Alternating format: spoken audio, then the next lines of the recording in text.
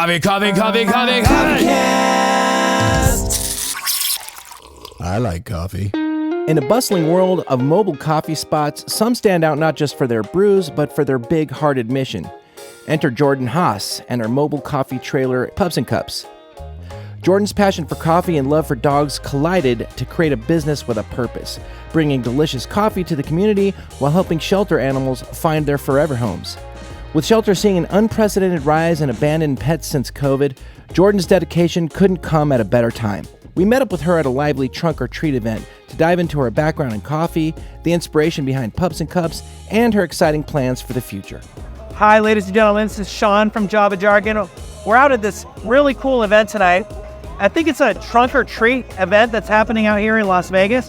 But a couple nights ago, my partner Deanna said, hey, I just stumbled upon this really cool business that is called Pups and Cups Coffee Company. Pups and Cups Coffee Company, and they're really cool. They've got this mobile coffee trailer, but they've got a really cool philanthropic vibe to them. Proceeds from your sales go to help bring dogs out of shelters and out of foster and find their forever homes. So this is Jordan Haas, and she's going to tell us a little bit about what inspired her to get it going.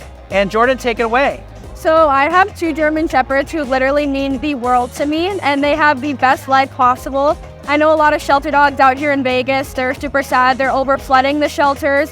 So I wanted to somehow make change to the animal community by serving humans. But I've been in the coffee world for like 5 years, and I wanted to bring together the two to see how I can make change in Las Vegas. Wow. Yeah, I was going to ask you, how did you get your start with coffee?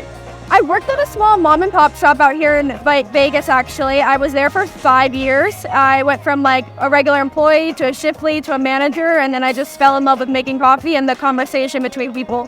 Would you consider yourself a barista? Yeah, 100%. Yeah? You know, like Dutch Brothers when they're like out inside your car, like talking to you? Yeah. Yeah, I love the conversations that I have with that. So like out inside the car, like let me just get all up in your business.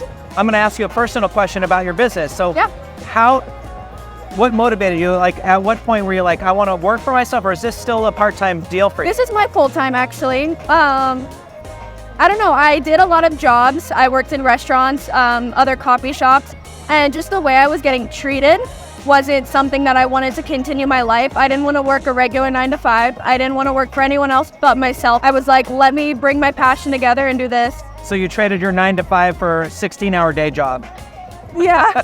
Because it's no joke to start your own business. No, right? It's not. I'm like trying to do 2 events a day. Like it's crazy right now. So and now how do you find your events? So a lot of them are through Facebook, but personally for me, I've reached out to a lot of the shelters, and they love my idea. They love what I do, and you know, a lot of the times when they have events, they ask me to come and set up, or I can just set up at the shelter randomly one day, and it's great to see the animals and Now Vegas, there's non-stop events happening, right? Yeah. It's 24 hours a day. Yeah. How much did you have to invest into your business when you got it up and off the ground? Oh my gosh.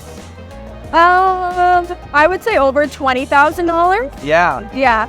And that's just the bare minimum. I would say it's even more than that. Right. I went from a cart actually in the summer to a trailer, and I had friends and family, invest into my business, and they're seeing it work, and it's working for me, and it's great. So.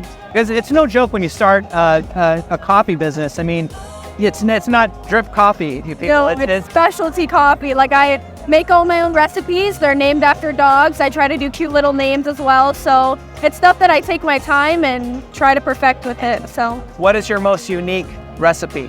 Oh, the funky puppy. That's gonna be caramel, banana, and hazelnut in a latte. Wow. I would never think banana, but I'm telling you. I wouldn't think banana, but it sounds delicious. I'll make it for you. You'll see. All right. And anything special you want to give a shout out to? Honestly, the shelters that I've been working with, they're great. I've worked with Henderson Animal Shelter and the Animal Foundation, and I worked with a couple of rescues actually. And every single shelter that I've worked for, I see that they want their animals to be better. I've never seen any sort of abuse or neglect with these animals. So I know the shelters are doing their part. They're just over flooding. It's tough now after COVID, right? I mean, yeah. A lot of people just they couldn't afford to keep their animals anymore. I read a bunch of things like there was over 100 animals brought in one day, just in a single day, to the animal shelter, which was crazy. So I don't know, I like to do a portion of my proceeds when I do events with them, and then I take a donation jar, and I really like to dedicate it to a specific dog if that makes sense. So specific dogs are injured, I dedicate it to them. But this month is a little different.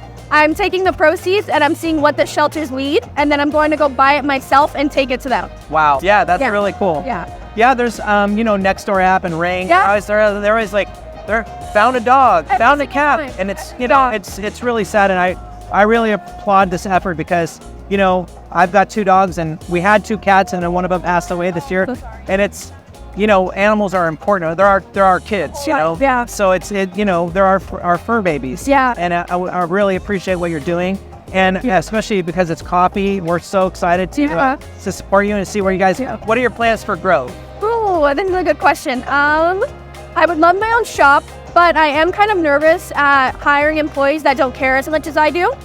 I've seen it a lot, especially at places I've worked. Like, of course, you're working for someone else. Why would you care as much as the owner does?